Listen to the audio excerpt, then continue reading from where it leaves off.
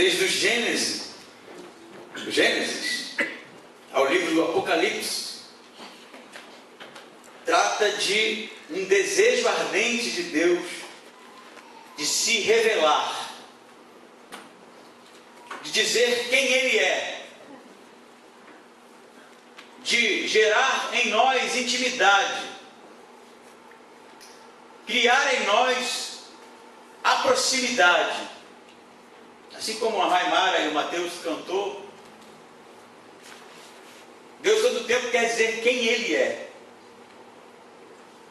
E você sabe que eu me lembro de uma vez em que tive um grande problema com intimidade, ou melhor, com identidade. É quase a mesma coisa, né? Eu ia viajar para fazer um show em Aracaju. Morava no Rio de Janeiro até então, e viajamos de carro até o aeroporto, fomos de carro até o aeroporto, a banda inteira, e a reserva já havia sido feita, né? Nós fomos para o check-in, e a banda foi passando, os instrumentos, né, foram sido colocados para o armazenamento na aeronave. E quando chegou a minha vez, eu descobri que tinha um problema, que até então não sabia. A minha carteira de identidade tinha prazo de validade. Não sei se você já ouviu falar nisso, mas no Rio de Janeiro teve um período que foi assim. Eu nunca tinha percebido isso, mas a minha carteira de identidade havia vencido alguns meses. E quando a menina do guichê, que provavelmente já acostumada com isso, né, da Gol, disse que eu não poderia embarcar, eu gelei. Como assim? E eu mostrei uma série de outros documentos, como CPF, que eu trazia comigo, carteira de músico que eu trazia comigo, todos tinham lá os mesmos dados da identidade, mas ela não quis saber. Eu entrei numa crise, porque eu disse para ela: então quer dizer que se a minha carteira de identidade venceu, a partir desse momento eu não sou mais eu. Não é isso? Se venceu, eu não sou mais eu. Eu não tenho identidade. E me levou, inclusive, a pensar uma das regras da lógica, não é? Que é a lei da identidade. Nada pode ser e não ser ao mesmo tempo. Já dizia Parmênides. Você não pode ser você e não ser você ao mesmo tempo. Você não pode ser preto e branco ao mesmo tempo. Ou é preto ou é branco. Você não pode ser um elefante e uma girafa ao mesmo tempo. Então eu entrei numa crise, porque como eu não era mais eu e não poderia embarcar, até que, depois de seguir algumas orientações, né, não através da menina da Gol, que essa não iria me deixar embarcar de jeito nenhum, eu fui parar no juizado de pequenas causas. Então o juiz me deu autorização para viajar. Ele viu com todas as outras documentações que eu era eu mesmo. Ele não tinha dúvida disso, apesar da minha dúvida naquele momento sobre se eu era eu. Então consegui embarcar em um outro voo que a Gol carinhosamente me colocou, em que eu saí do aeroporto 9 horas da manhã e cheguei em Aracaju 3 da madrugada. De aeroporto em aeroporto, quem sabe para refletir sobre qual era a minha identidade, afinal de contas, não é? Mas não é assim. Identidade é um assunto filosófico. O que é uma identidade? Qual a sua identidade? Quem é você, afinal de contas? Quando alguém me pergunta quem é você, que tipo de resposta a gente dá?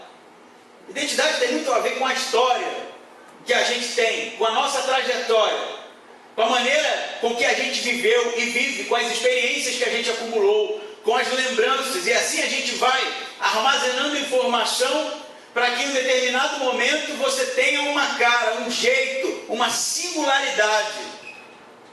Mas nós vivemos um tempo em que não existe mais a busca pela identidade. Não sei se você percebe, mas não existe mais essa tentativa de tentar ser algo sólido. O que existe, na verdade, é uma mudança constante de quem você é. Porque, afinal de contas, o que se diz hoje é que você pode ser tudo que você quiser. Então, a gente vive assim como a busca pela atualização dos meios de comunicação, assim como a busca pela atualização da tecnologia, dos dispositivos que a gente usa para estar inserido ao outro, junto ao outro. Há uma busca constante para que a gente seja algo, pelo menos nessa semana. Por isso, talvez a gente insista em todo tempo demonstrar para o outro, quem sabe através das redes sociais, que nós somos alguma coisa que gostaríamos de ser. E eu não quero que você fique pensando muito sobre isso, por enquanto. Mas eu queria fazer uma pergunta antes de nós abrirmos a Bíblia no texto de Apocalipse, capítulo 2. E a pergunta é essa aqui: como podemos preservar uma identidade em um mundo sem identidade? Como podemos preservar a nossa identidade em um mundo sem identidade? Para a gente conversar um pouquinho sobre este assunto, eu convido a você a abrir a sua Bíblia em Apocalipse capítulo 2, para que possamos ler juntos a partir do versículo 12. Como preservar a identidade em um mundo sem identidade. Apocalipse 2, 12, que diz assim: escreve ao anjo da igreja em Pérgamo: assim diz aquele que tem a espada afiada de dois gumes: sei onde habitas, onde está o trono de Satanás, mas conservas o meu nome, e não negaste a minha fé. Mesmo nos dias de Antipas, minha fiel testemunha, que foi morto entre vós, onde Satanás habita. Entretanto, tem algumas coisas contra ti, porque tens aí os que seguem a doutrina de Balaão, que ensinou Balaque a fazer os filhos de Israel pecarem, induzindo-os a comer das coisas sacrificadas a ídolos e a se prostituírem. Assim também tens alguns que, de igual modo, seguem a doutrina dos nicolaítas. Portanto, arrepende-te. Se não te arrependeres, logo virei contra ti e lutarei contra eles com a espada de minha boca. Quem tem ouvidos, ouça o que o Espírito diz às igrejas. Ao vencedor, darei do maná escondido e uma pedra branca, na qual está escrito um novo nome, que ninguém conhece, a não ser aquele que o recebe. Pois então, nós estamos aí caminhando para a terceira carta da sequência, as 7 cartas do Apocalipse. Nós vimos na igreja de Éfeso como a igreja havia esfriado, apesar de ter combatido as heresias. Nós vimos na igreja em Esmirna como eles estavam sendo perseguidos e como eles foram ousados em justamente preservar a sua fé, preservar o seu relacionamento com Jesus. E mesmo diante da morte, eles perseveraram na perseguição. Essa terceira carta é a carta da igreja em Pérgamo, cidade que vai dar nome ao tão conhecido Pergaminho. Cidade que, no tempo em que foi escrito, era centro do conhecimento do mundo. Pérgamo era uma cidade não muito longe de Esmirna, coisa de um pouco mais de 100 quilômetros. Uma cidade construída em uma colina naturalmente fortificada, e uma cidade que investiu no conhecimento. Diz os historiadores que Pérgamo, cujas ruínas existem até hoje, tinha uma biblioteca com um pouco mais de 200 mil pergaminhos. A cidade levou a fama de ter desenvolvido uma espécie de pergaminho encerado, feito de pele de animal, que era o melhor possível. Por isso veio dar origem à palavra, não é? E a biblioteca de Pérgamo era comparada à biblioteca de Alexandria, no Egito, que até então, uma das maiores do mundo. Assim, Pérgamo começou a atrair aqueles que buscavam o academicismo, aqueles que procuravam o conhecimento, aqueles que queriam investir seu tempo na busca pela cultura, pelo conhecimento elevado, até mesmo pelas artes mágicas, porque toda a literatura armazenada na biblioteca era, na verdade, uma grande diversidade de informação. Pérgamo também ficou conhecida pelos primeiros hospitais da história. Eles tinham construído casas especializadas em fazer com que a pessoa se sentisse bem.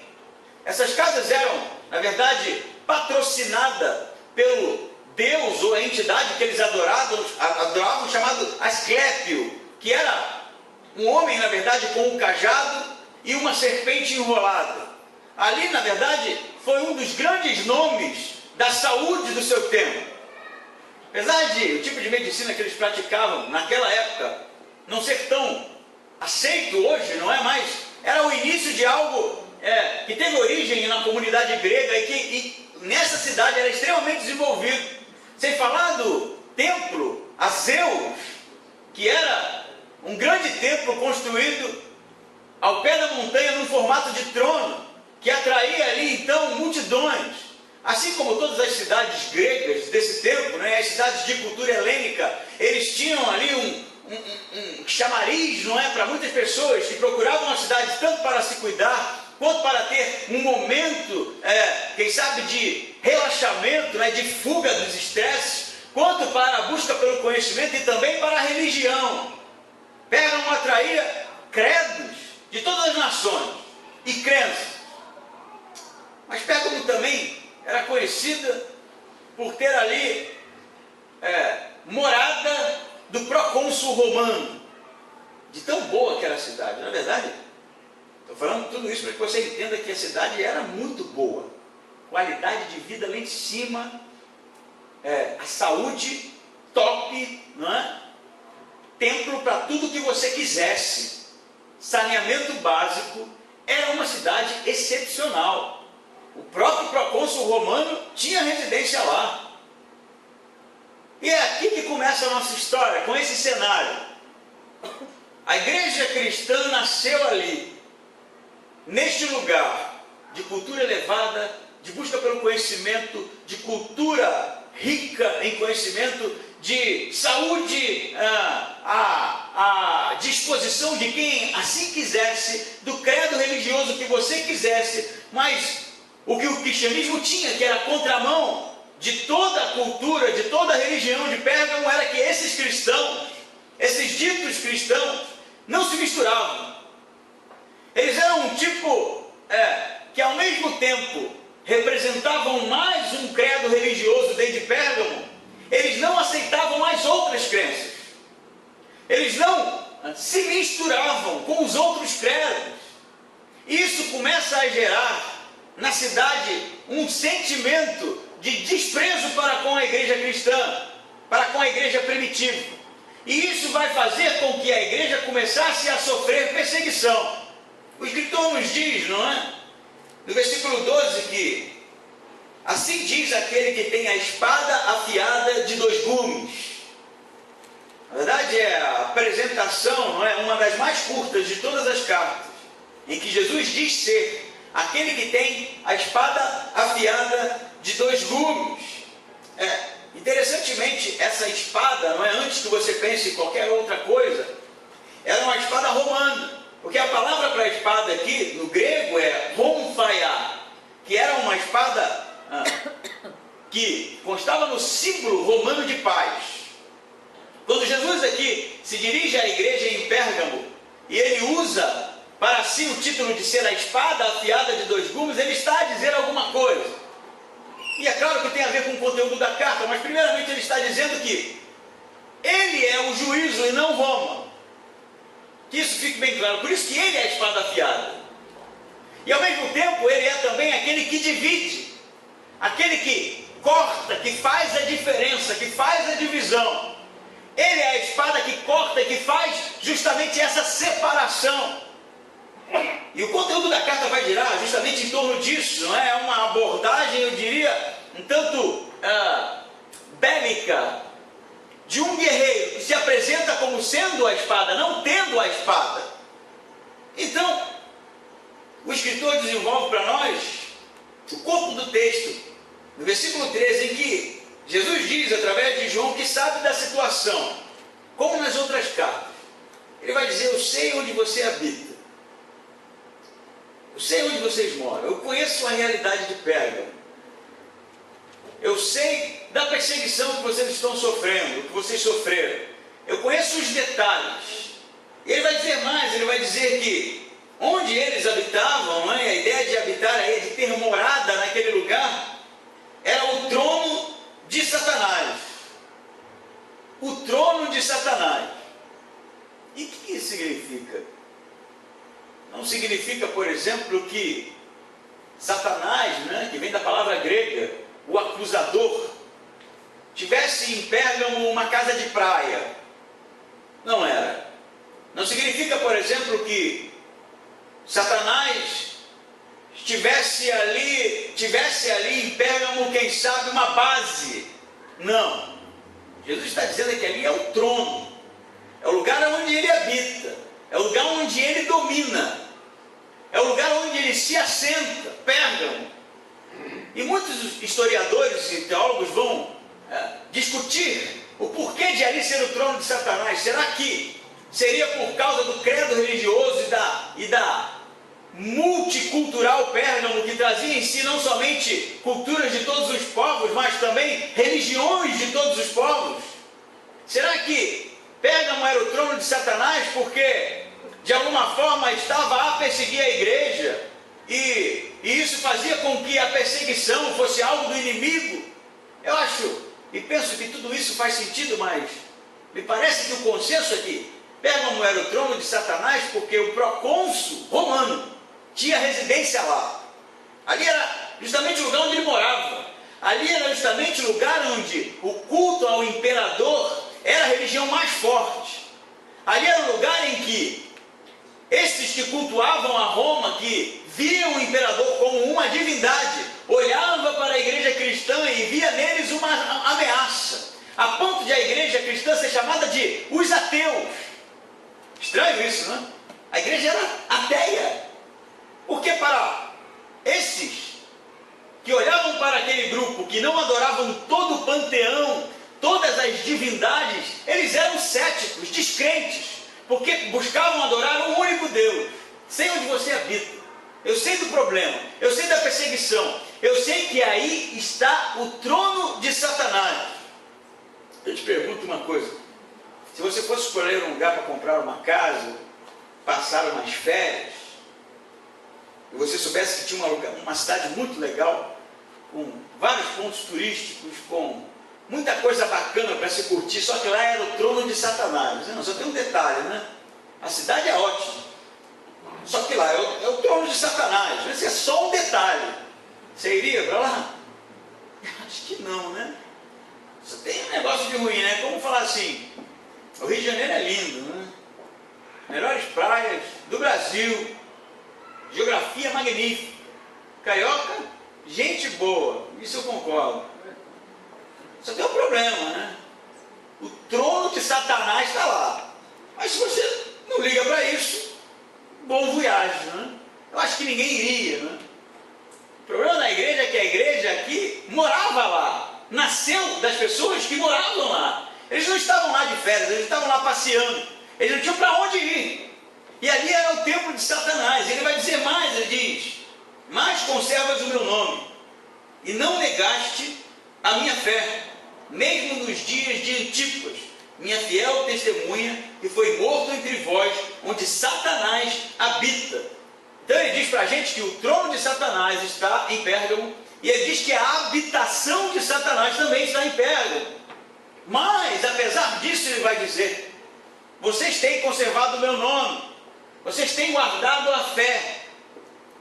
Só que tem um detalhe nesse versículo que eu acho crucial. Ele diz: mesmo nos dias de Antipas.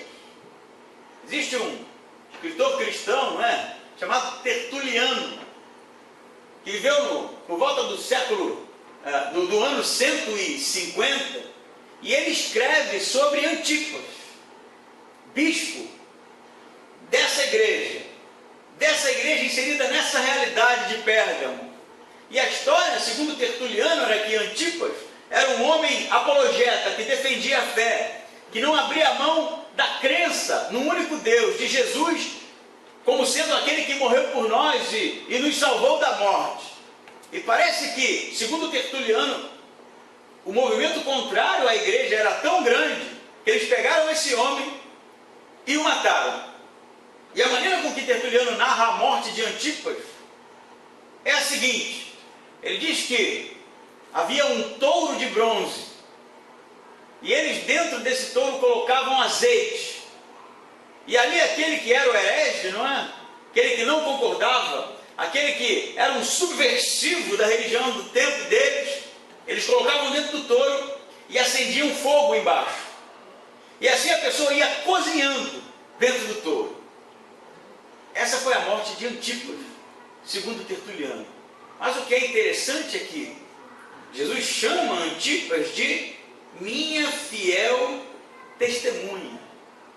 Então me parece que Antipas, mesmo tendo passado por esse tipo de morte, segundo a narrativa, os escritos de Tertuliano, foi até o fim, perseverou, guardou a fé em uma situação terrível de se imaginar.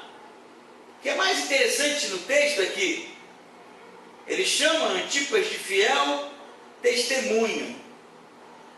No grego, fiel, como a gente já viu aqui em algumas pregações para trás, fidelidade é a mesma palavra, ou a mesma palavra que descreve fé, pistes, descreve fidelidade. É a mesma palavra. Como nós vimos nos estudos durante a semana, essa semana que passou, como nós vimos no domingo passado, não existe fé sem fidelidade. Fé é fidelidade. E o que é interessante também é que a testemunha, a fiel testemunha, que é um título do próprio Cristo, ele se chama fiel testemunha, ele chama Antipas de fiel testemunha, só que a palavra testemunha no grego é mártir, que vai dar origem a mártir. Então, Antipas era alguém que tinha fé a ponto de ser um mártir, a ponto de morrer por Jesus, a ponto de, mesmo em situação de morte, perseverar, permanecer firme, ser um mártir da fé. Você sabe para onde isso nos leva? Não existe ser testemunha sem ser mártir. Não existe no cristianismo ser testemunha sem ser mártir. Porque às vezes a gente usa a palavra testemunhar, não é? De maneira, eu diria, abrasileirada demais. A gente fala de testemunhar daquilo que Deus tem feito na nossa vida. A gente fala de testemunhar as boas novas do Evangelho. A gente fala muitas vezes de dar um testemunho, não é isso? Venha dar um testemunho daquilo que Deus fez na sua vida. E a gente conta e tem tantas coisas para contar. Mas aqui, interessantemente, da mesma maneira que não se pode separar fé de fidelidade, e você não pode ter fé se não for fiel, independente de como a cultura brasileira, ou seja lá de que país, diga que é fé, porque fé não é crença. Fé não é crença.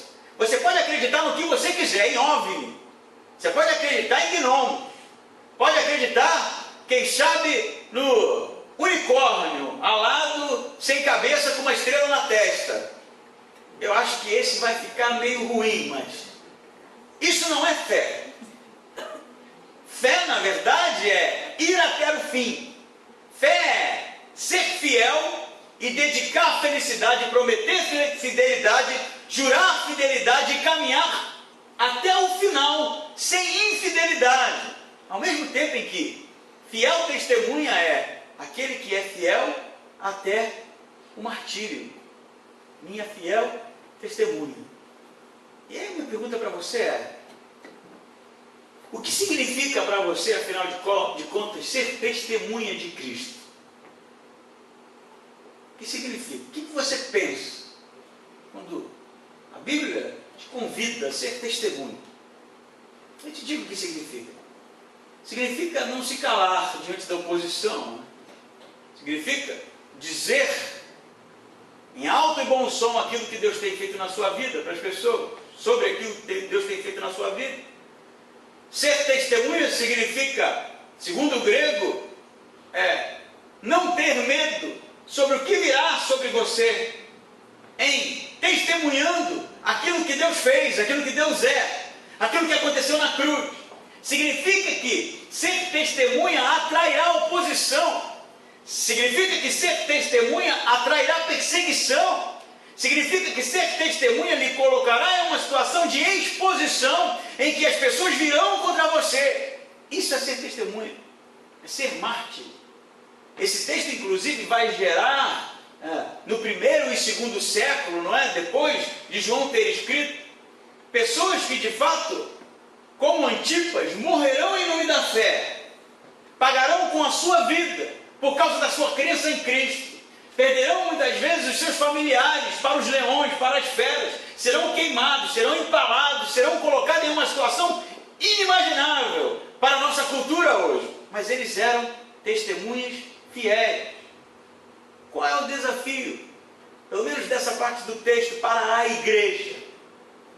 Ser testemunha fiel, não se calar, estar disposto a pagar o preço, estar disposto a correr os riscos. Como a gente já disse tantas vezes, evangelho, cristianismo não é algo para ser particularizado, não é algo para ser vivido entre quatro paredes. Cristianismo não é algo para fazer parte, quem sabe, de um conjunto de crenças individuais em que não compartilhamos em nenhum momento. Para que Jesus possa escrever para cada um de nós uma carta parecida e nos chamar de minha testemunha fiel, é necessário estarmos dispostos a estar justamente no meio daqueles que andam na contramão do que é a crença em Cristo. E a minha pergunta para você é, claro, óbvia: você já decidiu isso? Está disposto a correr todos os riscos por Jesus? Você já decidiu encarar os touros de bronze que existem à nossa espera, para aqueles que de alguma forma abrirem a boca e gritarem em alto e bom som o motivo da sua fé? Você já decidiu isso? Porque isso é ser testemunha fiel. Ser testemunha fiel não é fazer parte de um grupo religioso, não é saber algumas letras evangélicas, não é compartilhar alguns textos falando sobre Jesus. O que ele espera da sua igreja é justamente que nós estejamos dispostos a correr o risco. Ele vai dizer que Satanás habita em Pérgamo e que essa igreja, no tempo de Antipas, perseverou, foi até o fim, pagou os preços, a ponto de o seu bispo morrer, o seu pastor morrer e pagar o preço de ser um mártir. Mas parece que as coisas já não estavam tão boas, porque no versículo 14 ele diz assim: entretanto tem algumas coisas contra você. Então, ao mesmo tempo em que eles foram perseverantes na fé, não negaram o nome de Jesus, parece que isso ficou reservado ao tempo de Antipas. No período em que Antipas foi o líder daquela congregação, eles foram até o fim. Mas depois da morte de Antipas, eu diria que Pérgamo, a igreja em Pérgamo é dividida em antes e depois de Antipas. Alguma coisa começou a ficar ruim aqui. E ele vai dizer o seguinte: entretanto tem algumas coisas contra ti, porque tens aí os que seguem a doutrina de Balaão, que ensinou Balaque a fazer os filhos de Israel pecarem, induzindo-os a comer das coisas sacrificadas a ídolos e se prostituírem. Assim também tens alguns que de igual modo seguem a doutrina dos nicolaítas. Ele está dizendo, parece que tem alguma coisa errada com a igreja, e tem a ver com a doutrina de Balaão. E quem é Balaão? Balaão é um profeta do Antigo Testamento, não é? Que você vai encontrar a história dele no livro de Números, capítulo 22. Balaão é um profeta, é um homem que mexe com o mundo espiritual, mas ao mesmo tempo é um homem que gosta muito de dinheiro. Esse é o problema de Balaão. Ele vai ser procurado por um homem chamado Balaque, que era líder ali em Moabe, e ele Eu trouxe uns presentes para você, tem umas coisas legais aqui, uns cordeiros, uns cabritos, umas moedas de ouro. E eu queria uma coisa de você, já que você é profeta, né, parece que é um profeta freelance, existe isso também, sabia? Profeta freelance, o que paga mais ele charamanai, o que paga mais ele manda o redevaios, o que não paga nada ele não faz nada, né? Então tem um preço a profecia de Balaão, e ele vai dizer o seguinte: bom, eu posso tentar, o presente é bem gordo, tal, tá bem bacana, eu acho que eu vou dar uma consultada aqui, jogar uns búzios, um tarô, e vou ver o que Deus faz. E aí ele tenta amaldiçoar, mas não consegue. A história é tão interessante que quando Balaão abre a boca, ele só abençoa. A língua do cara parece que não estava obedecendo aos comandos. Ele tenta a primeira, tenta a segunda e fala: não dá. Eu tento amaldiçoar, mas a coisa não sai. Quando eu vou falar maldição, eu acabo abençoando. E aí Balaque fica, na verdade não aceita, né? Oferece mais presentes, mas Balaão mesmo assim não consegue amaldiçoar. Então Balaão tem uma ideia. Ele vai dizer: sabe o que você faz? Eu não estou conseguindo amaldiçoar o povo, porque Deus abençoou, e se Deus abençoou não tem jeito, não é? Não tem como ninguém amaldiçoar. Mas eu vou te dizer, vou te dar uma receita para a coisa descambar. Se Deus não vai contra eles, eu acho que a gente pode conseguir um jeito de fazer com que eles sejam contra Deus. Ele fala: você vai fazer o seguinte, você pega umas piriguetes aí, moabitas, e põe misturado lá. Entendeu a parada, né? Pega umas piriguetes, pega aquelas mais ousadas, as mais bonitinhas aí que estão, né, correndo atrás do prejuízo, pessoal de família, né? Mistura lá, que aí eles vão sucumbir, né? Ser seduzidos por elas. Eu acho assim, inclusive, a história fala de mulheres, mas eu acho que tinha uns rapazes também, né? Uns moabitas e tal, que não pode ver um rabo de saia, ficar imadinho. Estava no jogo, estava no bolo. E aí, o que Balaão fala? Mistura, oferece. Eles não vão aguentar isso. E aí eles vão se misturar com elas. E aí a idolatria entra em Israel e eles vão cair. E não deu outro. Diz a história que Balaque faz isso. E o povo peca por imoralidade. Se mistura com um povo que não era para se misturar, se relaciona com mulheres de maneira imoral. Então, agora Deus, que antes era abençoador de Israel, está irado com o comportamento adúltero do povo. O que o texto está dizendo para nós? Não que houvesse em Pérgamo os seguidores de Balaão, porque Balaão é um personagem morto no Antigo Testamento. Na verdade, Israel mesmo matou Balaão. Mas parece que o que ele está dizendo é que, assim como aconteceu com Balaão no Antigo Testamento, no livro de Números, está acontecendo agora através desses que se dizem nicolaítas, que a gente já leu na carta anterior. Existe um grupo que são os nicolaítas e que eles têm um comportamento, um modus operandi da mesma maneira que Balaão, e tem levado a igreja a ser licenciosa com a imoralidade, com esse tipo de comportamento imoral.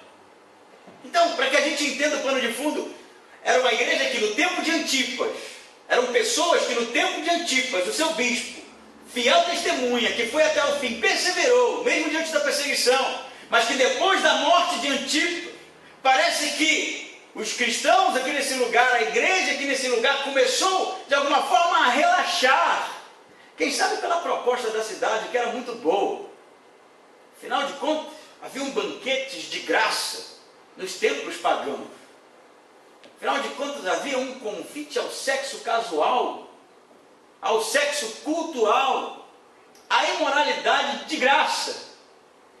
E a igreja começou a tolerar aqueles que estavam entre eles, que se diziam cristãos, mas como Balaão começou a impeli-los a participar desse tipo de coisa, a igreja em Pérgamo se tornou uma igreja licenciosa, que não estava combatendo a heresia, que não estava combatendo esse tipo de comportamento.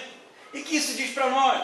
É óbvio que diz a mesma coisa, porque Deus, Ele chama a sua igreja de noiva.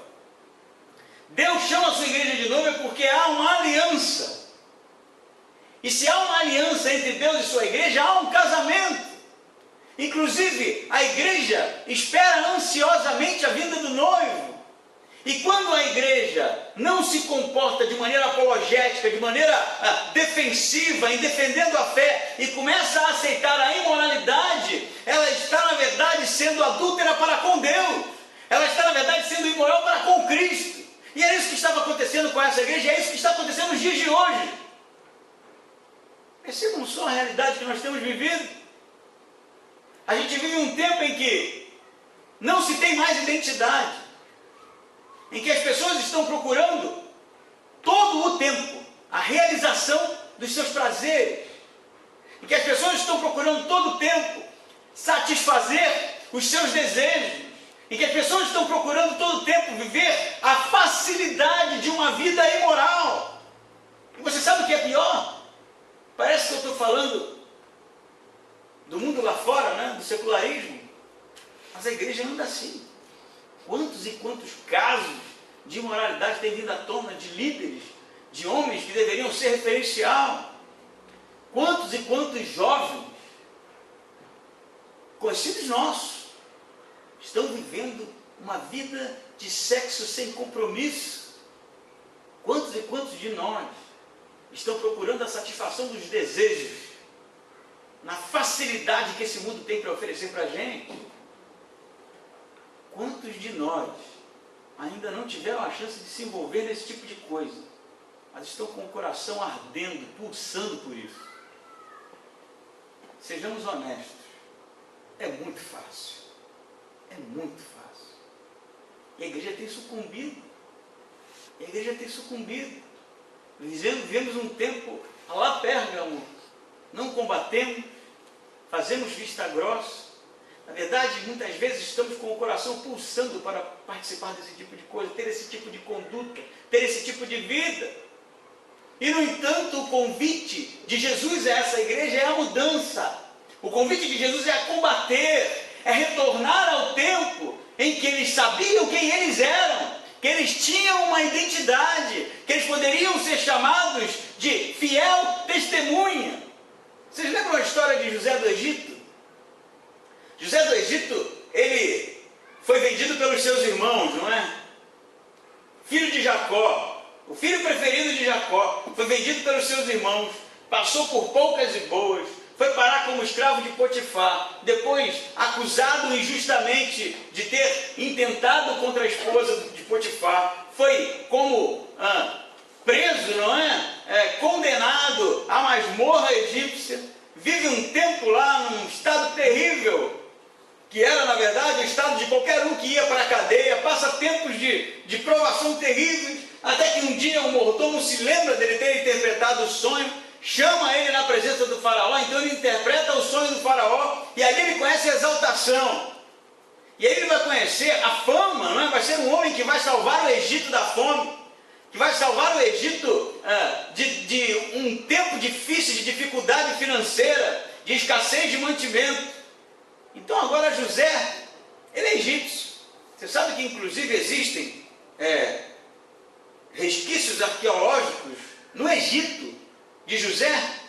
Existe um sarcófago a um homem que não tem nada a ver com os egípcios, que tem um manto colorido como o que Jacó havia dado a seu filho. Existe um sarcófago a um homem dentro do Egito que era um pastor de ovelhas.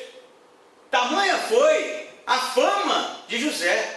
Mas você sabe o que acontece quando os irmãos de José, anos depois, que acham que seu irmão havia morrido, vão até o Egito para comprar alimento e se deparam com José? Eles não o reconhecem, porque ele tinha cabelo egípcio, ele tinha jeito egípcio, ele tinha filhos egípcios. Um dos filhos de José se chama Manassés, que quer dizer esquecimento. Ele estava tentando esquecer quem ele era. Então, depois de muito tentar, quem sabe, se vingar dos irmãos, diz o texto que José chora, um choro bem alto, que se poderia ouvir através das paredes, e ele chama seus irmãos para perto. Então ele diz: eu sou José, eu sou José, eu não aguento mais tentar ser o que não sou. Eu não aguento mais tentar fugir de quem eu sou. E eu penso que esse texto tem um eco aqui, porque o que está acontecendo com a igreja é que ela não é mais aquela que guarda o nome de Jesus, que preserva a identidade do Cristo. E à luz do que aconteceu nesse tempo, está acontecendo com a igreja hoje. A igreja tem perdido a sua identidade. Nós não sabemos mais quem somos, não sabemos quem representamos, não sabemos quem temos que ser diante de tantos e tantos momentos de turbulência que vem contra a igreja. Por isso eu digo, é tempo, e é o convite da carta, a nos colocarmos em um posicionamento e dizer para o mundo, dizer para a cultura, dizer para tudo aquilo que vem contra a nossa crença quem somos. Tirarmos as máscaras, os disfarces e fazer como José e gritar: eu sou o descendente da verdade, raiz de Abraão, filho da fé, aquele que defende o Cristo, ressurreto dentre os mortos, que foi salvo. E esse evangelho que me salvou pode salvar você também. Isso que transformou a minha vida pode transformar você também. Chega de vivermos um evangelho particular, escondido. Chega. Tenho, porém, contra vocês. Vocês afrouxaram, vocês se misturaram, vocês estão fazendo parte desses banquetes pagãos, tendo comunhão religiosa com a idolatria, tendo participação na imoralidade dos cultos, em que as prostitutas culturais se misturam com todos. Vocês estão ficando assim. E aí sabe o que ele vai dizer? Ele diz assim, 16: portanto, arrepende-te, se não te arrependeres, logo virei contra ti, lutarei contra eles com a espada da minha boca. Aqui tem uma ameaça. Se vocês não mudarem, se vocês não fazerem a separação, se vocês não combaterem esse tipo de vida, se vocês não guardarem a fé de vocês, se vocês não aproveitarem a oportunidade, eu virei. É isso que Jesus está dizendo. Com a espada, como um guerreiro mesmo, fazer a separação. Engraçado que o texto ele tem uma construção curiosa, que ele diz assim, se vocês não se arrependerem, no versículo 16, logo virei contra ti e lutarei contra eles. É isso que diz. Eu vou vir contra vocês e lutarei contra eles. Parece que a ideia aqui é que se a igreja não se posicionasse, não combatesse, Jesus viria contra a igreja para lutar contra aqueles que a igreja deveria estar lutando. Diz que a ideia aqui é que Jesus faria o que a igreja não está fazendo.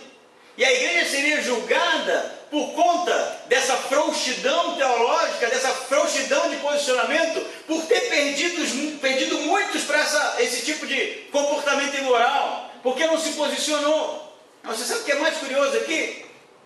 O que ele fala é que, se eles não combaterem, se eles não se arrependerem, ele lutará contra eles. Jesus lutará contra os imorais. E isso é muito interessante, porque eu perguntei para você, se você morasse numa cidade, não é, em que o trono de Satanás está lá, a morada do capeta está lá, não é? O gramunhão vive lá, e a gente não queria estar num lugar desse. Mas o que Jesus está dizendo para eles: pasmem vocês, a construção no grego trata da coisa como uma oportunidade para a igreja. Essa é a ideia. Vocês estão onde habita o trono de Satanás, morada do capeta. Vocês preservaram a fé, mas vocês afrouxaram. No entanto, o que vocês deveriam estar fazendo é estar lutando contra eles, porque aí é onde está o trono. Entende isso? Sabe que se você fosse um soldado, um guerrilheiro, tivesse uma causa, tivesse pelo que lutar, e estivesse em um cenário em que o trono, a base, o lugar em que o inimigo habita estivesse lá, o que você faria? Lutaria, não é isso? Tentaria acabar com a guerra. Você sabe que existe um pastor alemão chamado, não é um cachorro, tá? É um pastor da Alemanha, chamado Dietrich Bonhoeffer. E esse homem era um pastor de sério compromisso com o cristianismo, enquanto muitas igrejas se prostraram diante do nazismo na Alemanha. Ele se posicionou e inclusive lutou contra a Alemanha, contra o exército nazista. Esse pastor se posicionou a ponto de planejar a morte de Hitler. Esquisito, né? Não era que o pastor está fazendo isso? Não sei se não era. Porque a imoralidade, ela também mora na não tomada de decisão, em permitir que as coisas aconteçam. E Dietrich Bonhoeffer foi morto nos campos de concentração, mesmo sendo alemão, mas porque se posicionou. Se você está em um lugar onde o trono de Satanás reside lá, você tem a oportunidade de acabar com a guerra. É isso que Jesus está dizendo. Vocês estão aí. Eu sei que vocês estão sendo perseguidos, mas vocês têm a espada. Era para vocês estarem combatendo, era para vocês estarem lutando. No entanto, vocês estão se acomodando, estão deixando com que o inimigo vença. E essa é a realidade da igreja. Nós não somos uma igreja para viver um clube de encontro. Nós não somos uma igreja para viver o churrasco do sábado. Somos uma igreja para combater aquilo que é contrário à nossa fé. Somos um grupo de pessoas, assim como toda a igreja, em toda a face da terra, que precisa ter uma voz em um cenário terrivelmente imoral como o cenário de hoje. Nós precisamos identificar o trono de Satanás, morada de Satanás lá fora, empunharmos as nossas armas, que é a palavra de Deus, e investirmos com tudo que a gente tem. Porque se não fizermos, Jesus está dizendo, Ele fará. E a igreja então perderá a oportunidade de vencer a guerra, de ser aquela que batalhou até o fim, que perseverou e saiu vitoriosa. Amém? Amém. O problema é que a gente está muito relapso, eu acho. A gente olha ao nosso redor e teme. E fica com medo. Mas é preciso combater. É preciso se posicionar. Porque ele vai dizer que, no versículo 17, quem tem ouvidos ouça o que o Espírito diz às igrejas. Ao vencedor darei um maná escondido e uma pedra branca, na qual está escrito um novo nome, que ninguém conhece, a não ser aquele que o recebe. Aqui é um texto muito escorregadio, não é? Ele diz que o vencedor comerá do maná escondido. Para quem conhece a história do Antigo Testamento, o maná foi a comida dos céus, o pão dos céus, não é? Que Deus deu ao seu povo, não é? Aos hebreus, quando eles estavam no deserto sem comida.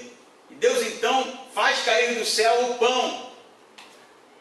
E muitos vão dizer que o texto ele faz um apontamento à Eucaristia, à ceia do Senhor. Outros vão dizer que o maná escondido tem a ver com a tradição que diz que Jeremias havia escondido a arca no período em que o templo de Salomão foi destruído. E essa arca continha um vaso com o maná que caiu dos céus, se foi depositado da arca, esse estaria escondido. E no dia então que Jesus viesse, a arca seria então descoberta e o maná seria a celebração da vinda do Senhor. Eu acho tudo isso muito complexo. Mas tem uma interpretação que eu acho que tem tudo a ver. Que era os lutadores, os atletas desse tempo, quando ganhavam as provas em que faziam parte, eles recebiam uma pedra branca.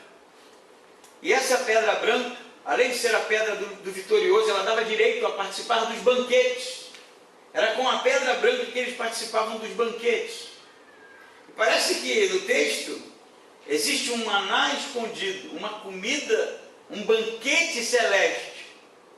E aquele que perseverar, aquele que vencer, aquele que se comportar como Antipas, minha fiel testemunha, tem um convite, uma pedra branca, cujo nome é o seu nome particular, que só você e Deus conhecem, porque há intimidade. E a pedra branca é um convite a participar do banquete com Deus. Essa provavelmente é a melhor, ou eu diria mais próxima interpretação do que o texto quer dizer, ainda que não seja final. Mas tem algo que eu gostaria de dizer para vocês, que é um texto do escritor Rubem Alves, já falecido. E ele fala uma coisa interessante, ele diz que o nome é como gaiola. Porque o nome, na verdade, tem a ver com a nossa história, a nossa trajetória, as nossas experiências, com tudo aquilo que a gente viveu. O nome tem a ver com a nossa identidade. Muitas vezes a gente está preso a essa história. Por isso, gaiola. E então Rubem Alves vai elaborar alguma coisa dizendo que se a gente pudesse se livrar do nosso nome, ter um novo nome, nós poderíamos, quem sabe, viver uma vida diferente. Sabe quando alguém é testemunha de um crime e corre risco de vida, e eles então mudam o nome, mudam a documentação, mudam o lugar onde a pessoa vive para ninguém conhecê-la? É como um start do zero. O Rubem Alves vai dizer que um novo nome seria isso. Na verdade, ele não está teologizando o texto, mas eu acredito que uma pedrinha com um novo nome é, na verdade, uma identidade que perseveramos, que guardamos desde o início até o fim, e que no tempo final será mostrada. Entende isso? Todo o pecado, tudo aquilo que nos feriu, tudo aquilo que nos magoou, tudo aquilo que nos afastou de Deus seria esquecido, e nós seríamos agora um povo de Deus com um novo nome, uma nova história, um convite a participar com Deus do banquete celeste, a comer das coisas espirituais, a provar daquilo que é o sumo bem. Como viver uma identidade em um mundo sem identidade? Eu lhe respondo: preservando a nossa fé, sendo testemunha fiel daquilo que Deus quer fazer na nossa vida, e indo até o fim, para que possamos ter um dia o corpo transformado, a glorificação, e estarmos com Deus, novos, onde tudo se fez novo, celebrando a ressurreição. Amém? Amém. Vamos ficar em pé e orar.